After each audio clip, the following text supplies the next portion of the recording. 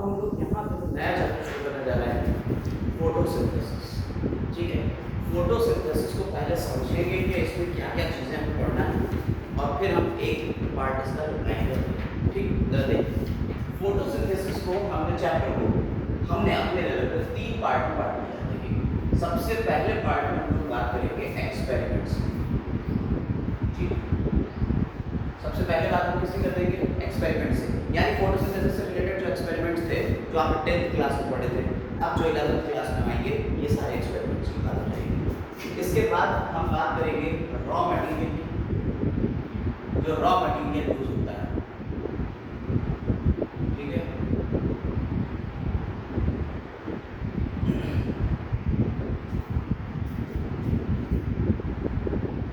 Photosynthesis में जो raw material होता है, जैसे हमारा क्या क्या था? CO2 था, और क्या क्या होता है? अगर आप कहें तो क्लोरोप्लास्ट होता है या क्लोरोफिल, और क्या होता है? वाटर होता है, सनलाइट होती है। ये 4 चीजें तो नहीं, ठीक है, ये 4 चीजें तो नहीं है जिनका यूज हम करते हैं फोटोसिंथेसिस में। प्लांट्स यूज करेंगे तभी ये हो पाएगा, नॉर्मल फोटोसिंथेसिस करना, फोटोसिंथेसिस ना होने वाला। इसके अलावा अब जो बात आएगी वो है यहाँ पे इसके पिगमेंट सिस्टम की, इसकी बात आएगी पिगमेंट सिस्टम। पिगमेंट सिस्टम, इसमें जो है फोटो सिस्टम्स की बात आएगी, डिफरेंट टाइप के फोटो सिस्टम्स में लाइट कैसे पड़ रही है, कैसे एब्जॉर्ब हो रही है, ये सारी बातें आएंगी। अब यहाँ पे आ जाती है बात 5वें पार्ट, चौथे पार्ट में मेन जो है वो क्या है? वो है प्रोसेस ऑफ फोटोसिंथेसिस। फोटोसिंथेसिस के प्रोसेस क्या है? इसमें 2 रिएक्शन होती है, एक लाइट रिएक्शन होती है और एक डार्क रिएक्शन होती है। तो लाइट रिएक्शन कैसे चलती है वो इस पिगमेंट सिस्टम से आप समझ जाओगे पूरा। इसमें हमारा जो होता है वो अप हिल या डाउन हिल मूवमेंट्स होते हैं। पहले इलेक्ट्रॉन जो है वो एब्जॉर्ब होगा, कहीं पे जाके एक्साइट होगा, सनलाइट एब्जॉर्ब होगी, इलेक्ट्रॉन एक्साइट होगा, वाटर की स्प्लिटिंग होगी, जेड स्ट्रीम टाइप के स्ट्रक्चर बनेंगे, ये सारी बातें होंगी इसमें। ठीक है, लास्ट में हम जो 5वां पार्ट बात करेंगे इसके, यानी कि अगर इनको सब फेजेस में बांटना है, पहले ये पढ़ेंगे, फिर ये पढ़ेंगे, फिर ये पढ़ेंगे, फिर ये पढ़ेंगे, और लास्ट में क्या पढ़ेंगे? कितने टाइप के होते हैं? C3 प्लांट्स होते हैं, C4 प्लांट्स होते हैं, कैम प्लांट्स होते हैं। ये एनसीईआरटी में नहीं दिया गया है बारे में, लेकिन 12th क्लास में लिख दिया है उन्होंने, छोटे से छुपा दें तो थोड़ा सा बताना पड़ेगा कैम प्लांट्स के बारे में। इसके अलावा फोटो रेस्पिरेशन, इन सबको हम लोग एक साथ पढ़ेंगे। तो ये कुछ हमारा सीक्वेंस होगा जिसमें हम लोग फोटोसिंथेसिस को कवर करेंगे। सर फोटोसिंथेसिस चैप्टर में सबसे पहले हमें फोटोसिंथेसिस से रिलेटेड एक्सपेरिमेंट्स के बारे में बात करना है। कौन-कौन से एक्सपेरिमेंट थे कि अगर आपने 10th क्लास में पढ़ा था that carbon dioxide is necessary for photosynthesis, तो आपने क्या करा था? कौन सा एक्सपेरिमेंट करा था? ताकि हम उसका एक रिव्यू भी दें थोड़ा सा, आप समझाएं। इसके बाद आपने कहा कि साहब chlorophyll is necessary for photosynthesis, यानी ग्रीन कलर जरूरी होता है, पिगमेंट जो है इसकी वजह से फोटोसिंथेसिस होता है, इसका भी एक्सपेरिमेंट है। Starch is formed during the process of photosynthesis, starch formation होता है और वो ग्रीन पार्ट में होता है, ये सब आप पढ़ के आए है ना। अब यहाँ पे क्या करोगे 11th क्लास में या नीट के करोगे, आप क्या करोगे? यहाँ एक्सपेरिमेंट्स करोगे कुछ और, जैसे आपने कहा कि सबसे पहले जूलियस आपका आ जाएंगे जोसेफ प्रिस्टले। जोसेफ प्रिस्टले जो है ये क्या बताएंगे? इन्होंने ऑक्सीजन की डिस्कवरी करी थी 1774 में, ऑक्सीजन की डिस्कवरी इन्होंने ही करी थी जोसेफ प्रिस्टले। और जोसेफ प्रिस्टले ही ये बताएंगे कि साहब जो प्लांट्स होते हैं वो जो हम लोगों के थ्रू एयर गंदी हो रही है, एयर का गंदा होने का मतलब है कि कार्बन डाइऑक्साइड हम लोग छोड़ रहे हैं लगातार, और प्लांट्स उस गंदी एयर को फ्रेश एयर में कन्वर्ट करते हैं। उन्होंने से कितना होता है गंदी एयर में क्या गंदा था क्या साफ था, तुरंत ये उसकी होता है। अभी एक्सपेरिमेंट आएंगे तो बात करेंगे 2 मिनट, लेकिन एक जनरल को देखते ऐसे ही इंडियन हाउस आएंगे, जूलियस वॉलसाइड्स आएंगे, ठीक है, और एक इंगलमैन आएंगे, ऐसे करके आगे हम लोग चलेंगे, जो वॉन नील आएंगे, और ये एक्सपेरिमेंट्स आगे बढ़ते चलेंगे। इमर्सन्स का एनरिचमेंट इफेक्ट देखेंगे हम लोग। इसके बाद हम लोग जो बात करेंगे रॉ मटेरियल की बात इसी में हो जाएगी, एक्सपेरिमेंट्स के थ्रू रॉ मटेरियल की बात हो जाएगी। कार्बन डाइऑक्साइड नेसेसरी है तो कार्बन डाइऑक्साइड, क्लोरोफिल नेसेसरी है तो क्लोरोफिल आगे, वाटर और सनलाइट नेसेसरी, ठीक है, और ऑक्सीजन इवॉल्व होती है during the process of photosynthesis, ये भी याद रहेगा। ठीक, ये सारी बातें इन्हीं एक्सपेरिमेंट्स में हम लोग कंपाइल करेंगे, यानी ये दोनों फेजेस जो हैं ये एक्सपेरिमेंट में ही हमारी पूरी हो जाएगी। यानी आज का जो वीडियो होगा उस वीडियो में हम लोगों का ये सारा पार्ट कंप्लीट हो जाएगा। इसके बाद पिगमेंट सिस्टम की बात आएगी कि किस तरीके से असल में अरेंज होते हैं, और पिगमेंट सिस्टम के साथ ही साथ हम पढ़ेंगे लाइट के बारे में। जो सनलाइट होती है, ठीक है, उसका स्पेक्ट्रम, सनलाइट का स्पेक्ट्रम। आपको पता है कि जब सनलाइट को हम प्रिज्म से निकालते हैं तो प्रिज्म से ये सनलाइट पूरे में बिखर जाती है, ठीक है, डिस्पर्स हो जाता है, पता है आपको। अब ये जो पार्ट होते हैं नेबुलर की फॉर्म में होते हैं, लेकिन ऊपर से जो सनलाइट आ रही है उसमें कितनी तरीके की रेज है, cosmic rays, gamma rays, x rays, ultraviolet rays है, ठीक है। इसके अलावा विजिबल लाइट, फिर राइट है, इंफ्रारेड है, माइक्रोवेव्स, ये सारे करीब 8 तरीके की रेज ऊपर से नीचे आने का समझ है। अब सब बात करेंगे फोटोसिंथेसिस में क्या होता है। तो सन से जो लाइट आती है उसके कितने परसेंट लाइट से फोटोसिंथेसिस होती है, और कौन सी लाइट नेसेसरी है फोटोसिंथेसिस के लिए, ये सारी बातें किसमें होगी, पिगमेंट सिस्टम। ये सब बातें हम लोग करेंगे पिगमेंट सिस्टम और सनलाइट, ठीक है। कुछ एक्सपेरिमेंट्स में भी बात कर लेंगे कि ब्लू और रेड लाइट में बहुत ज़्यादा होती है फोटोसिंथेसिस, लेकिन अभी एक्सपेरिमेंट्स में ही सारी बातें ये वाली होगी, लेकिन पिगमेंट सिस्टम अलग से पढ़ेंगे। कैरोटीनॉइड्स होते हैं, ज़ैंथोफिल होते हैं, क्लोरोफिल ए होता है, क्लोरोफिल बी होता है, क्लोरोफिल का स्ट्रक्चर कैसा होता है, सनलाइट में कैसे ये काम करेगी, कितनी वेवलेंथ होती है, कितनी वेवलेंथ के ऊपर से जो फोटोसिंथेसिस होती है, ये सारी बातें किसमें होगी, इस दूसरे पार्ट में। इसके बाद बात करेंगे प्रोसेस ऑफ फोटोसिंथेसिस। फोटोसिंथेसिस असल में कहाँ पे होती है, क्लोरोप्लास्ट में होती है, तो क्लोरोप्लास्ट का स्ट्रक्चर, और उसके अंदर भी लाइट रिएक्शन का होती है और डार्क रिएक्शन का होती है। ये भी अभी जब क्लोरोप्लास्ट पढ़ाया था सेल में तो बताया था वहाँ पे, यहाँ पे डिटेल में उसकी बात करेंगे, ठीक है। तो क्लोरोप्लास्ट की पूरी बात हो जाएगी, फोटोसिंथेसिस की बात होगी, और इसमें कई रिएक्शंस होती है, एक के बाद दूसरी, दूसरे के बाद तीसरी, कैसे कार्बन डाइऑक्साइड राइबोलोज बाइफॉस्फेट में जुड़ती है, RUBP में कार्बन डाइऑक्साइड जुड़ती है, रुबिस्को एंजाइम इसको जोड़ता है, बताया था ना बायोमोलिक्यूल में। अब उसे देखिए, और रुबिस्को एंजाइम ऑक्सीजनेज एक्टिविटी भी करता है, बताया था कि ऑक्सीजन को भी ऐड करा सकता है, तो फोटो रेस्पिरेशन करता है। तो इस फोटो रेस्पिरेशन के पूरे प्रोसेस को देखेंगे। ये इस तरह से हम लोग पूरा चैप्टर में एक नजर में आपको दिखाएंगे कि ये पढ़ना है। अब बात करते हैं एक एक एक्सपेरिमेंट की डिटेल, ठीक है। चलो देखिए, अब यहाँ पे हम लोग एक्सपेरिमेंट की बात कर लेते हैं। लेकिन एक्सपेरिमेंट में पहले हम लोग रिव्यू लेंगे 10th क्लास का। आपने 10th क्लास में कुछ एक्सपेरिमेंट करे थे, उसको किसी बात करें।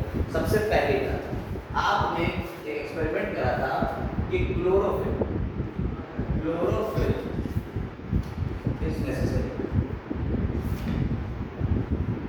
For photosynthesis. कैसे करा था बताइए। Chlorophyll is necessary for photosynthesis कैसे करा था, इस बात को समझिए। देखिए, क्लोरोफिल जो होता है ग्रीन कलर का ये पिगमेंट है।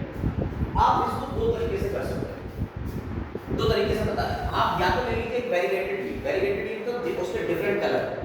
एक लीफ ले लीजिए, जैसे आपने मनी प्लांट की लीफ ली, तो मनी प्लांट की लीफ पे आपने देखा होगा कि कहीं कहीं पीला पोर्शन भी होता है, कहीं कहीं हरा पोर्शन भी होता है। तो हम इसको ऐसे दिखाई दे रहे हैं, इस लीफ को, इस लीफ में यहाँ पे आउटसाइड ये पीला पोर्शन और इनसाइड ये ग्रीन, ठीक है। आपने क्या करा, इसको कुछ देर तक रख दिया धूप में, और धूप में रखने के बाद क्या करा, इसके ऊपर आयोडीन डाला। जब आप आयोडीन डालते हो तो आयोडीन के स्टार्च के साथ में जुड़ जाता है। हमने बायोमोलिक्यूल में आपको बताया था, आयोडीन होता है वो स्टार्च के साथ में जुड़ जाता है, और कैसा कलर देता है, ब्लू ब्लैक कलर देता है। तो अगर आयोडीन जुड़ गया है स्टार्च के साथ, देखिए धूप में रखेंगे तो ग्रीन पार्ट में फोटोसिंथेसिस होगी, और ग्रीन पार्ट में जब फोटोसिंथेसिस होगी तो स्टार्च होता है, फोटोसिंथेसिस में स्टार्च होता है, ये बात जानते हो। तो जब फोटोसिंथेसिस में स्टार्च पड़ेगा तो आप जैसे ही इसके ऊपर ड्रॉप टपकाई आयोडीन सॉल्यूशन, तो जो ग्रीन पार्ट होगा वो कैसा हो जाएगा, ये ब्लू हो जाएगा या ब्लैक कलर का हो जाएगा। समझ में आएगा, ग्रीन पार्ट कैसा होगा, ब्लू ब्लैक कलर का।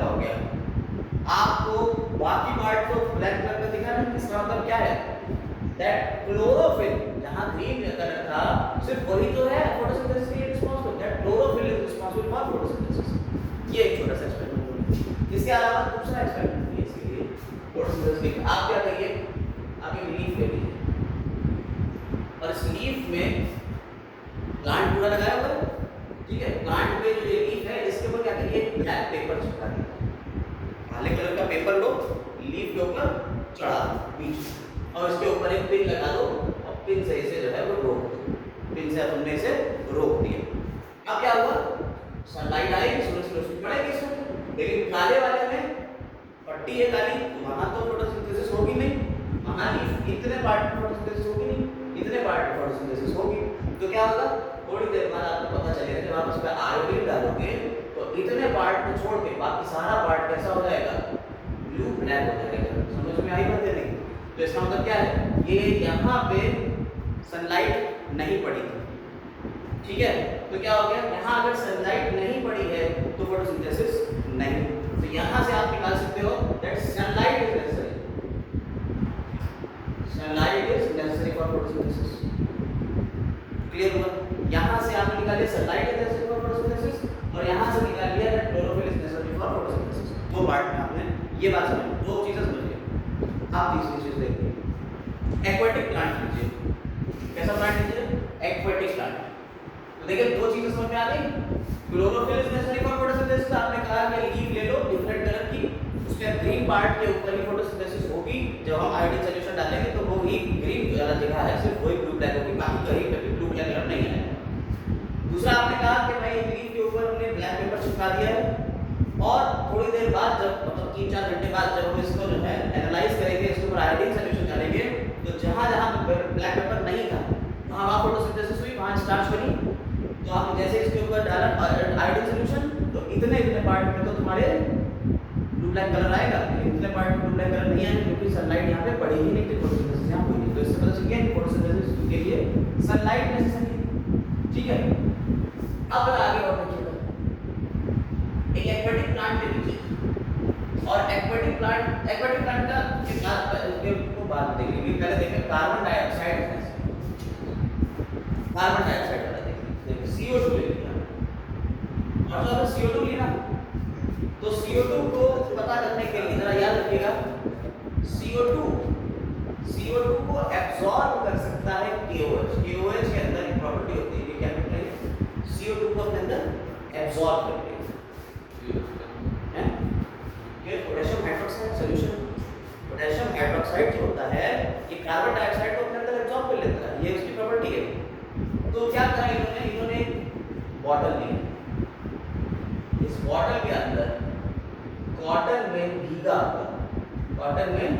हुआ KOH रखती है, क्या रखती है KOH, ये कॉटन में भीगा हुआ, और इस बॉटल के अंदर एक पत्ती का आधा पार्ट डाल दिया। ये पत्ती पेड़ से लगी हुई, आधा पार्ट पत्ती का कहाँ चला गया, बॉटल के अंदर, और आधा पार्ट पत्ती कहाँ है, बॉटल के बाहर। अब क्या हो सकता, सूरज की रोशनी आने दो, बॉटल शीशे की है, सूरज की रोशनी आने दो, सूरज की रोशनी आएगी तो यहाँ भी सूरज की रोशनी पड़ रही है, यहाँ भी सूरज की रोशनी पड़ रही है, लेकिन यहाँ KOH होने की वजह से अंदर कार्बन डाइऑक्साइड होगी नहीं होगी, क्यों, कार्बन डाइऑक्साइड तो सारी इसमें से होगी। तो अंदर कार्बन डाइऑक्साइड नहीं, बाहर में कार्बन डाइऑक्साइड मिल रही, सब कुछ मिल रहा, समझ में आ रही बात है नहीं? तो क्या होगा, थोड़ी देर बाद जब हमने इस पत्ती को निकाला बाहर और इसके ऊपर आयोडीन डाला तो क्या होगा, इतने पार्ट में तो कोई कलर आएगा नहीं, लेकिन इतने पार्ट में कलर आ जाएगा, क्यों, क्योंकि यहाँ फोटोसिंथेसिस हो गई, यहाँ फोटोसिंथेसिस नहीं हुई। इसका मतलब क्या है, carbon dioxide necessary for photosynthesis. समझ में आ रही बात है? बोलो, इतनी बातें सब समझना, ये सब 10th क्लास के एक्सपेरिमेंट थे, ये सब 10th क्लास के एक्सपेरिमेंट थे। अगर आपने पढ़ा हो तो, नहीं पढ़े तो कोई बात नहीं, NCERT ने शुरुआत के पैराग्राफ में ये सारी बातें लिखी, पहले पैराग्राफ में, कि आपने 10th क्लास में ये सब पढ़ा, लेकिन कुछ भी लिखा नहीं एक्सपेरिमेंट क्या है, कुछ तो ये लिख दिया कि आपने 10th क्लास में सब पढ़ा, बात खत्म, ठीक है। अब हम लोग आ जाते हैं किस पे, अब हम लोग आ रहे हैं पहला एक्सपेरिमेंट जोसेफ प्रीस्टले का।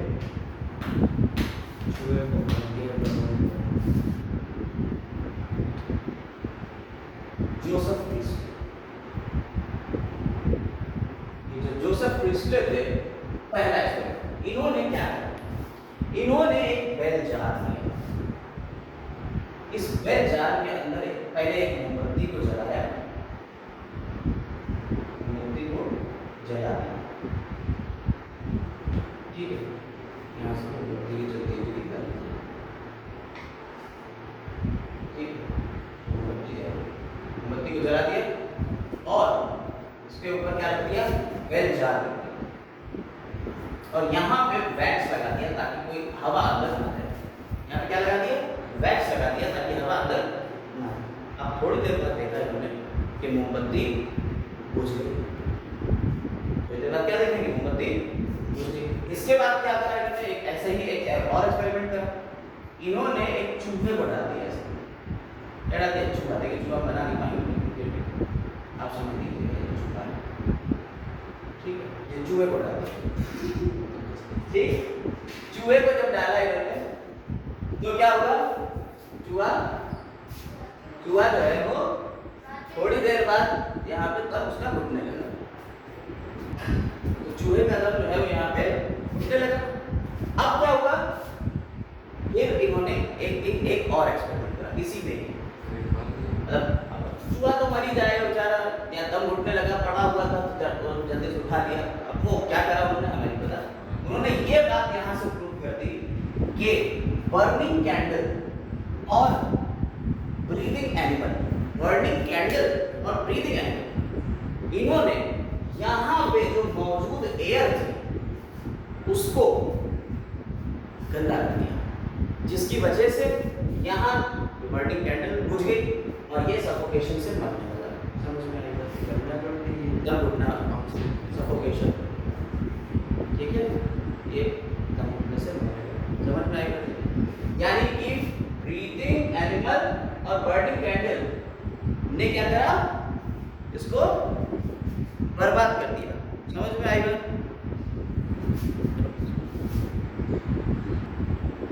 तो यहाँ पे इन्होंने कंक्लूजन दिया, he concluded that the burning candle or an animal that breathe the air both somehow damage the air, दोनों किसी तरीके से एयर को क्या कर रहे थे, डैमेज कर रहे थे, चाहे वो ब्रीदिंग एनिमल हो चाहे वो बर्निंग कैंडल। इसके साथ में उनको क्या, इन्होंने आपकी बार एक मिंट प्लांट, आपकी बार क्या करा, एक मिंट प्लांट। अब ये इतना बड़ा तो नहीं होगा, इतना बड़ा मैं बना रही, इतना बड़ा तो नहीं होगा, एक मिंट प्लांट एक छोटा सा प्लांट कर दिया, 2-4 पत्तियां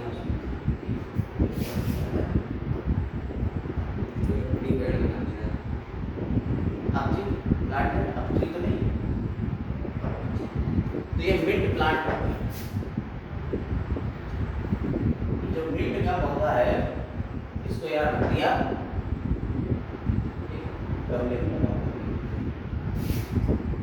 ठीक। अब क्या होगा, इसने क्या करा, जब ये दोनों को एक साथ रखा गया तो मोमबत्ती जलती, अगर चूहा जिंदा रहा, चूहा जिंदा रहा,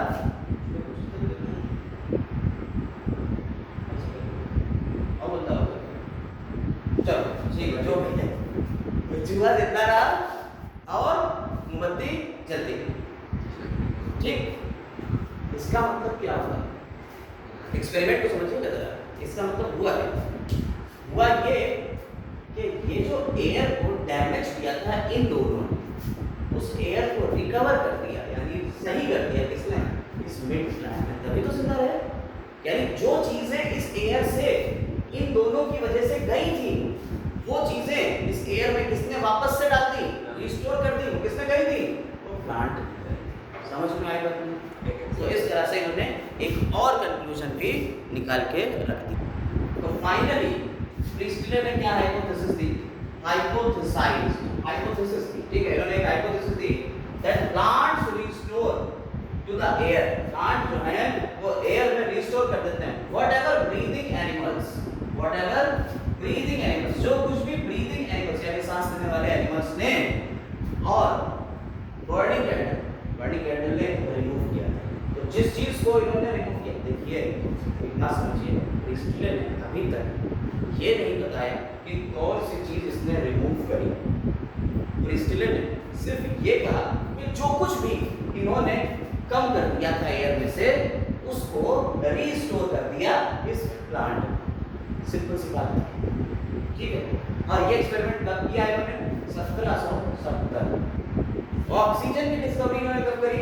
1774। देखिए सन के बारे में थोड़ी सी बात हम आपको बताते हैं। एनसीईआरटी के जो सन, इनको याद कर लीजिएगा कौन से ईयर में क्या करा था, किसने करा, थोड़ा याद रखिएगा, ठीक है, वरना फिर दिक्कत हो जाएगी। अच्छा, अब इसके बाद एक और साइंटिस्ट आते हैं जिनका नाम है, क्या है? इंगनहॉस, जैन इंगनहॉस, ठीक है। ये बात अब कौन आगे प्रूव कर रहा है? जैन इंगनहॉस। इंगनहॉस का जो पूरा लाइफ स्पैन है वो 1730 से 1799 है। इन्होंने इसी सेटअप को इन्होंने क्या करा? इन्होंने एक बार इसको दिन में देखा और एक बार इसको रात में देखा। तो इन्होंने कहा यही सेटअप काम करता है सिर्फ और सिर्फ सनलाइट में। ये सेटअप काम नहीं करेगा ड्यूरिंग डार्क, यानी रात में ये काम नहीं करेगा। ये काम कब करेगा? सिर्फ और सिर्फ सनलाइट की प्रेजेंस में। यानी कि जो ये पेड़ पौधा जो भी है, ये ग्रीन कलर का प्लांट सनलाइट की ही प्रेजेंस में उस फाउल एयर जो गंदी हो गई थी को फ्रेश एयर में बदलेगा। गंदी एयर को साफ हवा में कब बदलेगा? In presence of sunlight only. तो इन्होंने ये लिख दिया, he showed that sunlight is essential to the plant process। जो प्लांट प्रोसेस कर रहे हैं, that somehow जो किसी तरीके से प्योरीफाई करता है the foul air जो गंदी हो चुकी थी हवा by burning candles और breathing animals। बर्निंग कैंडल और ब्रीथिंग एनिमल्स के थ्रू अगर ये जो हवा जो गंदी हुई थी, ये हवा साफ तभी होगी जब क्या होगी? लाइट होगी। यानी प्रिंस्टलन ने सबसे पहले इस एक्सपेरिमेंट को करा और कहा कि भाई साहब जो कुछ भी उसके अंदर से निकाल लिया जाता था, हवा के अंदर से जो प्लांट्स निकाल लेते थे, वो सॉरी एनिमल और कैंडल निकाल लेते थी, प्लांट जब हमने रखे तो वो सारी चीज़ें रिकवर हो गई, वापस से आ गई। लेकिन जब ये बात इंगनहॉस ने करी तो इंगनहॉस ने क्या करा? इंगनहॉस ने सेम एक्सपेरिमेंट को कहा कि साहब दिन में हम करेंगे यही बात और यही बात हम रात में भी करके देखेंगे। तो जब सनलाइट की प्रेजेंस में ये काम किया तो ये जो प्रिंस्टलन की बात थी वो सच निकली। लेकिन जब सनलाइट के अगेंस्ट में काम किया, यानी अंधेरे डार्क में काम किया, तो ये सेटअप नहीं चला, प्रिंस्टलन की बात नहीं चली। तब इन्होंने कंक्लूजन निकाला कि ये काम सनलाइट की ही वजह से हो रहा था। यानी प्लांट जो प्रोसेस कर रहे थे जिसकी वजह से एयर को फिर से सही कर पा रहे थे, वो प्रोसेस सिर्फ कब होगा? ड्यूरिंग सनलाइट, ठीक। इसके अलावा इन्होंने एक एक्वाटिक प्लांट, इन्होंने क्या किया? एक एक्वाटिक प्लांट किया। जरा देखिएगा, 10th क्लास में हम लोग पढ़ चुके हैं, लेकिन अब यहाँ पे फिर से हम बता देते हैं। इन्होंने एक एक्वाटिक प्लांट, जैसे मान लीजिए हाइड्रिला है और हाइड्रिला प्लांट मान लीजिए छोटा सा प्लांट है, पानी के अंदर रहता है, एक्वाटिक प्लांट, और इसके ऊपर इन्होंने फनल कर दी, एक फनल टूटी है और यहाँ पानी भर दिया पूरे। इन्वर्टेड फनल रख के यहाँ पानी रख दिया पूरा, ठीक, समझिएगा। और इस फनल को एक टेस्ट ट्यूब से कवर कर दिया। थोड़ी देर बाद इन्होंने देखा कि इस पानी में पेड़ के पास से जब सनलाइट इसको ऊपर डाली तब छोटे छोटे बबल्स दिखे जो ऊपर की तरफ जा रहे हैं, बुलबुले। ये बुलबुले जो ऊपर की तरफ जा रहे थे, इनको इन्होंने ट्रेस किया और यहाँ इकट्ठा हो रहा होगी, निकलने की तो कोई जगह है नहीं, ऊपर इकट्ठा हो रहा होगी, ठीक है। ये जब ट्रेस किया तो पता चला ये बबल्स किसके थे? ऑक्सीजन के बबल्स थे। ये बबल्स किसके थे? ऑक्सीजन के थे। और ये ग्रीन पार्ट के पास से ही निकल रहे थे। और कब निकल रहे थे? सिर्फ और सिर्फ जब सनलाइट थी तभी ये निकल रहे थे। तो ये पता चल गया कि ऊपर जो गैस इकट्ठा हो रही है कौन सी है? वो O2 गैस है। हाँ, ये इन्वर्टेड फनल, भाई आपने ये फनल देखी है ऐसे होती, तो देखी होगी आपने, तो देखी होगी। इसी को उल्टा करके इसमें रख दिया है और उल्टा करके जो रखा उससे पेड़ कवर हो गया। अब पेड़ कवर हो गया तो क्या हुआ? यहाँ से जितनी भी ऑक्सीजन बनेगी वो ऊपर जाएगी सिर्फ यहाँ इसके थ्रू, और इसको टेस्ट ट्यूब में हमने इकट्ठा कर लिया। समझ में आई बात है? बोलो।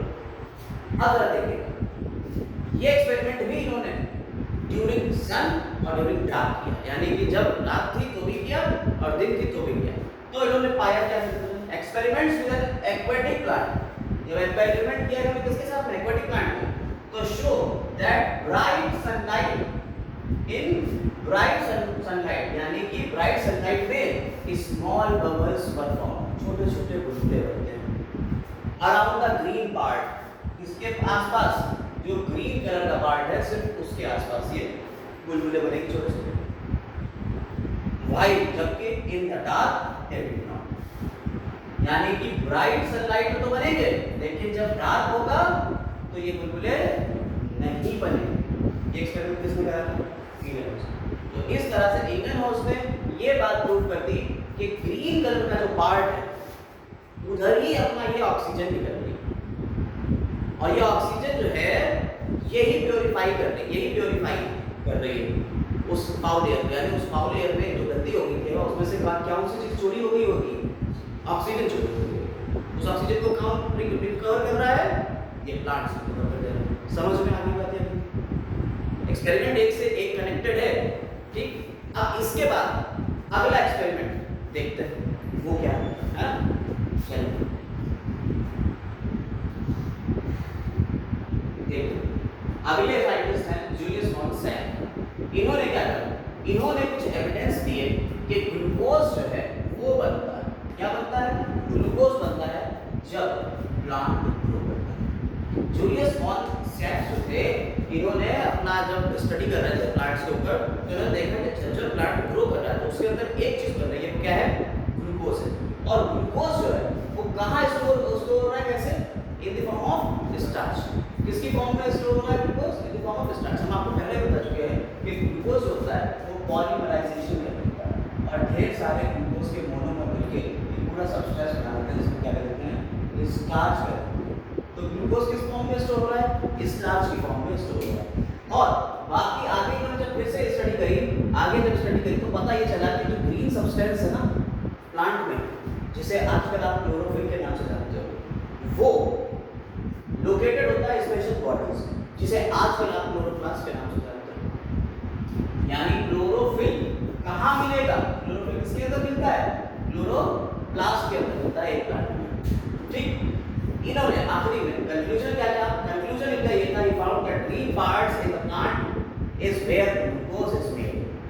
ग्रीन पार्ट जो है जहाँ क्या बन रहा है, ग्लूकोज बन रहा है। इससे पहले वाले क्या कह रहे थे कि ऑक्सीजन कहाँ से निकल रही है, उस जगह से जहाँ ग्रीन है।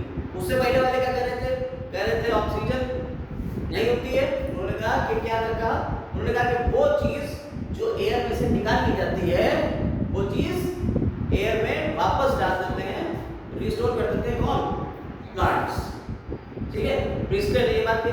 उसके बाद उन्होंने कहा नहीं साहब ये काम होता तो है लेकिन ये काम सिर्फ सूरज की रोशनी में होगा और ग्रीन पार्ट से ही वो ऑक्सीजन के बुलबुले निकलते हैं। ये भाई साहब है जूलियस वॉन सैप। इन्होंने क्या कह दिया, इन्होंने कहा कि भाई साहब जो ग्रीन पार्ट है वहां से और वहीं ग्लूकोज भी बनता है जब प्लांट ग्रो कर रहे होते हैं, यानी प्लांट बढ़ रहा है। अब ग्रो तो हमेशा करते थे, प्लांट हमेशा ग्रोथ होती है, कभी रुकती नहीं, अनलिमिटेड ग्रोथ होती है। तो लगातार उसमें ग्लूकोज बनता रहेगा और ग्लूकोज कहाँ रहेगा, ग्लूकोज रहता है ग्रीन कलर की एक बॉडी के अंदर, जिसके अंदर ग्रीन कलर का पिगमेंट है जिसे हम क्या कहते हैं क्लोरोफिल, और वो बॉडी का नाम क्या है, क्लोरोप्लास्ट। और ग्लूकोज किस फॉर्म में रहेगा, स्टार्च की फॉर्म में। क्लियर हो गई बात, बोलो कोई दिक्कत इसमें? अब बात कर लेते हैं टी.डब्ल्यू. एंगलमैन की। इन भाई साहब ने काफी मेहनत करी, यानी आपको इसके बारे में थोड़ा ज्यादा ही पढ़ना है यहाँ। इन भाई साहब ने क्या कहा, इन्होंने कहा कि जो सनलाइट होती है ना हमारी, उसको पहले तो हम तोड़ेंगे और सनलाइट के अंदर भी जाएंगे और ये देखेंगे कि सनलाइट का कौन सा पार्ट रिस्पॉन्सिबल है फोटोसिंथेसिस। सनलाइट का कौन सा पार्ट रिस्पॉन्सिबल है फोटोसिंथेसिस के लिए। तो इन्होंने अपना जो एक्सपेरिमेंट था उसमें क्या क्या चीजें की, एक प्रिज्म ली, ठीक है, प्रिज्म के थ्रू ये सनलाइट को अपने 7 रंगों में बांट दी। एक इन्होंने बैक्टीरिया एक एल्गी लिया जिसका नाम था ग्लैडोफोरा। ये एक यूनिसेलुलर एल्गी, ये एक यूनिसेलुलर ग्रीन एल्गी है यार, ग्लैडोफोरा। और क्या इन्होंने कहा, इन्होंने कुछ एरोबिक बैक्टीरिया लिए ऑक्सीजन को पता लगाने के लिए एरोबिक बैक्टीरिया का यूज किया। सेटअप बना देते हैं इसका, देखिए सेटअप। यहाँ पे इन्होंने एक क्लैडोफोरा नाम का ग्रीन एल्गा डाला, ग्रीन एल्गी मान लीजिए क्या है क्लैडोफोरा। ऊपर इन्होंने रखा एक प्रिज्म और प्रिज्म से निकाली है वायलेट, इंडिगो, रेड, ठीक है, VIPGYO।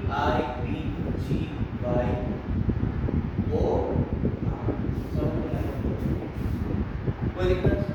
सनलाइट आ गई, ये सनलाइट थी। सनलाइट अपने 7 रंगों में बंटी, violet, indigo, blue, green, yellow, orange, red, 7 रंगों में बंटी। अब इसके ऊपर पड़ रहे हैं 7 रंग क्लैडोफोरा। इसी में हमने क्या रखे हुए कुछ बैक्टीरिया, इसी में हमने क्या रखे हुए कुछ बैक्टीरिया। और वो बैक्टीरिया कैसे हैं? वो हैं एरोबिक बैक्टीरिया। कैसे bacteria? Aerobic bacteria. Aerobic bacteria मतलब ऑक्सीजन लवर है, जहां ऑक्सीजन मिलेगी सब अंत तक पहुंच जाएगी। अब थोड़ी देर बाद जब बैक्टीरिया को देखा तो बैक्टीरिया जो थे वो कुछ स्पेसिफिक एरिया में इकट्ठा होना शुरू हो गए। बैक्टीरिया कुछ स्पेसिफिक एरिया में इकट्ठा होना शुरू हो गए। वो एरिया कौन से थे? ब्लू और रेड। यानी कि यहाँ पे कम होंगे, यहाँ ज्यादा है, फिर यहाँ पे बैक्टीरिया ज्यादा है। इस तरह से समझ में आएगा? ये दैट मीन्स रेड कलर के जोन में फोटोसिंथेसिस ज्यादा हो रही होगी, ऑक्सीजन ज्यादा निकल रही होगी। ब्लू कलर के जोन में ऑक्सीजन ज्यादा निकल रही होगी। समझ में आएगा क्या?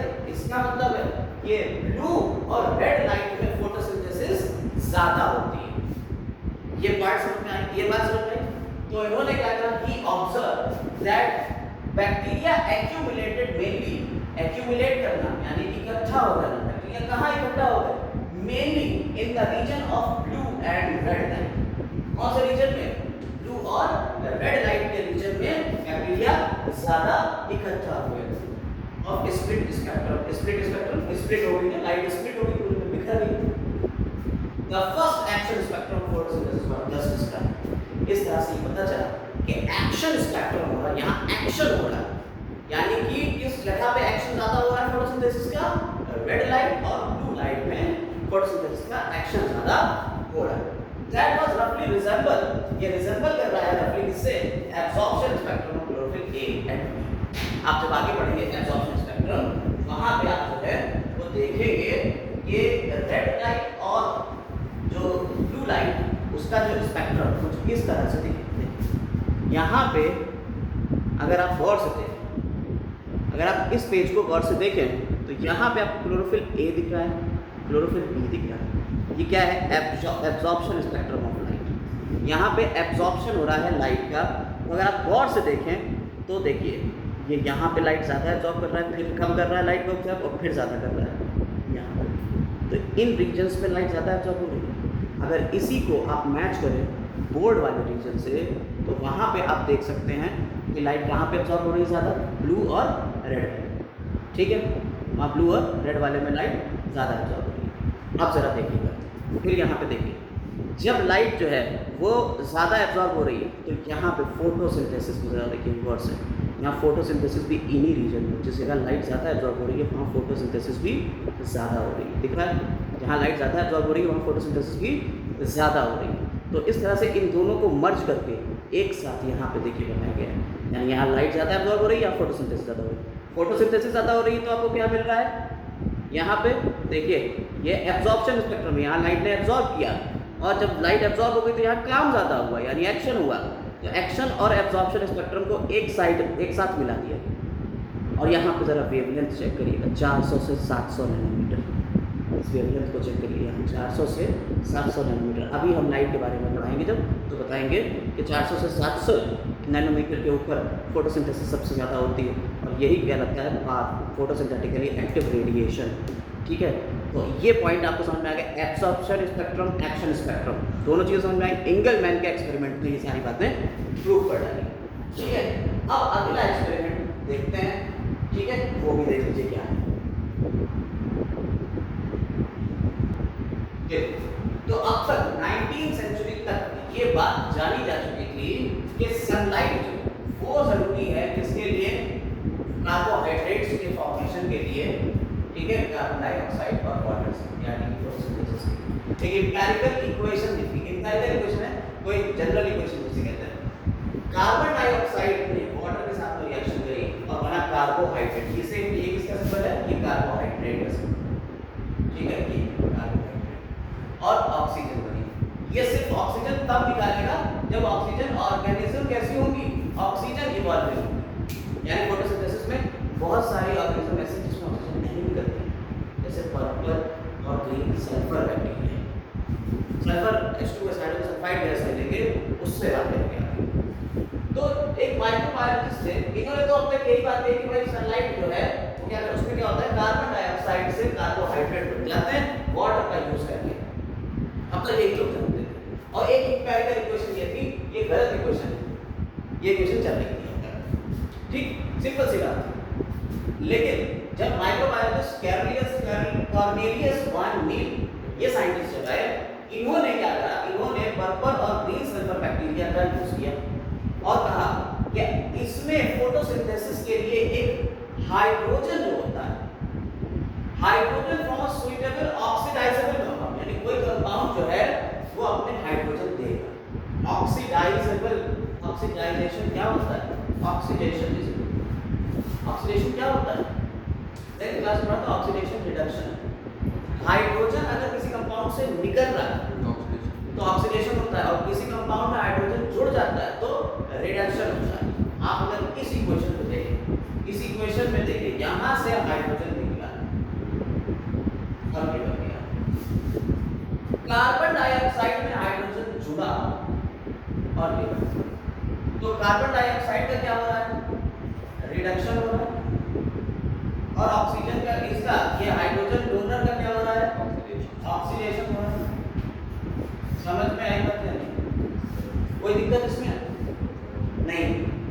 अगर यही हाइड्रोजन सल्फाइड होती तो यहाँ सल्फेट या सल्फाइड निकलती। अगर यहाँ पे H2S होता, H2S सल्फर बैक्टीरिया है, तो हाइड्रोजन H2 और यहाँ पे S लगाते, एक या कुछ लगाते। जैसे अभी जो आप देख रहे हो, आपने एक इक्वेशन बनाते हो, आप बनाते हो H2O plus CO2 gives, या इसको सीधा कर लो, CO2 plus H2। देखिए ये H2 यहाँ पे लिख दिया, gives C6H12O6 plus 6H2O plus 6O2, और इधर आप क्या करते हो, 6 और इधर करते हो 12। ये सनलाइट होती है और ये क्लोरोफिल। ये करते हो। अगर यहाँ पे वाटर था तो यहाँ क्या निकल पड़ी, ऑक्सीजन। यहाँ पे सल्फर होता तो यहाँ क्या निकलता, सल्फर, सल्फाइड या सल्फेट निकलता, सल्फाइड या सल्फेट निकलता। तो यहाँ ए हमने लिख दिया, इसलिए हम क्या लिख दिया, हमने ए लिख दिया। ये किसने बताया, वैन नील्स ने बताया। इन्होंने कहा कि हाइड्रोजन डोनर है, ये कौन है, हाइड्रोजन डोनर, यानी खुद क्या हो रहा है इसका, रिडक्शन। तो इस पॉइंट को बड़ा ध्यान से समझिएगा। Hydrogen from a suitable oxidisable compound, oxidisable compound खुद का क्या हो रहा है, oxidation, oxidisable compound reduces carbon dioxide. Carbon dioxide को क्या करा इसने, रिड्यूस कर दिया, किसमें, टू कार्बोहाइड्रेट। देखो कार्बोहाइड्रेट, समझ में आई बात है। यानी यहाँ कार्बन डाइऑक्साइड का क्या हो रहा है, रिडक्शन हो रहा है, और ऑक्सीजन का क्या हो रहा है, वाटर का ऑक्सीडेशन हो रहा है। समझ में आई बात नहीं। तो एक ऑक्सीडाइजेबल कंपाउंड होना चाहिए, एक रिड्यूसेबल कंपाउंड होना चाहिए। ऑक्सीडाइजेबल कंपाउंड रिड्यूस कर देता है कार्बन डाइऑक्साइड को, किसमें, कार्बोहाइड्रेट। ये बात किसने कही, जूलियस वॉन डे, कैरोलियस वॉन डे। और इसकी एक जनरल इक्वेशन बनेगी, और यहाँ पे अगर आप देखें तो यहाँ आपको ऑक्सीजन नहीं निकलती हुई दिख रही। अगर यहाँ सल्फर होता तो सल्फर निकलती। तो ये इन्होंने इस बात से प्रूव कर दिया कि जरूरी नहीं है कि ऑक्सीजन निकले, लेकिन अब तक लोग यही बातें मान रहे थे 19वीं सेंचुरी तक। लेकिन फिर क्या हुआ, 1897 से 1985 तक रख दिया कि भाई साहब ऑक्सीजन जो है वो नहीं निकलती है। जिंदा है वो करा है, ये जिंदा है, यहाँ से यहाँ तक केमिकल है इस पर। तो ऑक्सीजन नहीं निकलती है इसमें कुछ ग्रीन पर्पल सर्कुलर बैक्टीरिया के अंदर। समझ में आई बात है नहीं? अब ऑक्सीजन को ट्रेस करने के लिए बस एक आखिरी पॉइंट, ऑक्सीजन को ट्रेस करने के लिए कि भाई साहब ऑक्सीजन जो है वो कहाँ से निकलेगी। भाई ऑक्सीजन अगर आप गौर से देखें तो यहाँ ऑक्सीजन दो चीजों में है। तो यहाँ पे आपको देगा कि कार्बन डाइऑक्साइड में भी ऑक्सीजन है और वाटर में भी ऑक्सीजन है। कार्बन डाइऑक्साइड और ऑक्सीजन वाटर में दोनों में ऑक्सीजन है। ये लेकिन ये ऑक्सीजन कौन निकाल रहा है? ये जो ऑक्सीजन निकल रही है ये ऑक्सीजन कौन निकाल रहा है? इस ऑक्सीजन को निकालने के लिए रूबेन और कैमन ये दो साइंटिस्ट थे, इन्होंने radio active non radio active heavy isotope लिया ऑक्सीजन। देखिए ऑक्सीजन का नॉन रेडियो एक्टिव है हैवी आइसोटोप O80, यानी इसमें वैसे आपने देखा है ऑक्सीजन का एटॉमिक नंबर जो होता है वो कितना होता है? 8 होता है। एटॉमिक मास कितना होता है? 16 होता है। यहाँ एटॉमिक मास कितना दे दिया हमने? 18 दे दिया। तो O80 वाला लिया है, ठीक है, इंस्टेड ऑफ क्या नेचुरल ऑक्सीजन जो 60 वाला था, O60 लेना है, O80 वाला लिया। यानी इन्होंने जो पानी लिया है वो कौन सा लिया है? O80 वाला लिया, जिसमें O कैसा? O80। और इन्होंने क्लैडोफोरा को, वही क्लैडोफोरा अभी पढ़ा था लोगों ने, क्लैडोफोरा क्लोरेला है, क्लोरेला एक एल्गी है ये भी, क्लोरेला। तो इसको लिया, तो क्लोरेला को इन्होंने लिया, उसको सस्पेंड किया था। ये भी एल्गी, एल्गी तो फोटोसिंथेसिस करेगा ही करेगा, ठीक है। अब जब फोटोसिंथेसिस करी उसने तो ऑक्सीजन निकलेगी। उस ऑक्सीजन को इन्होंने जब चेक किया तो पता चला कि पॉजिटिव ऑक्सीजन O80 वाली। दैट मींस कि पानी से ऑक्सीजन निकल रही है, कार्बन डाइऑक्साइड से ऑक्सीजन नहीं निकलती। तो जो ऑक्सीजन आपको मिल रही है वो कहां से मिल रही है? वाटर से मिल रही है, ना कि किससे? कार्बन डाइऑक्साइड से। क्लियर होगा? यहां तक हमारे एक्सपेरिमेंट पूरे हो जाते हैं। इसके अलावा कुछ एक्सपेरिमेंट और भी हैं, जैसे इमर्सन एनरिचमेंट इफेक्ट, जिसको हम फोटो सिस्टम में पढ़ेंगे कि फोटो सिस्टम कितने टाइप के होते हैं, उससे पता करेंगे कि इमर्सन एनरिचमेंट इफेक्ट होता है। और इस चैप्टर की नेक्स्ट वीडियो में हम लोग बात करेंगे किस किस चीज़ की? हम लोग बात करेंगे क्लोरोप्लास्ट का स्ट्रक्चर कैसा होता है, इसके अलावा पिगमेंट सिस्टम कैसा होता है, और लाइट रिएक्शन की बात करेंगे। ठीक है, ये तीन चीज़ों की बात होगी आज की अगली क्लास में। ठीक है।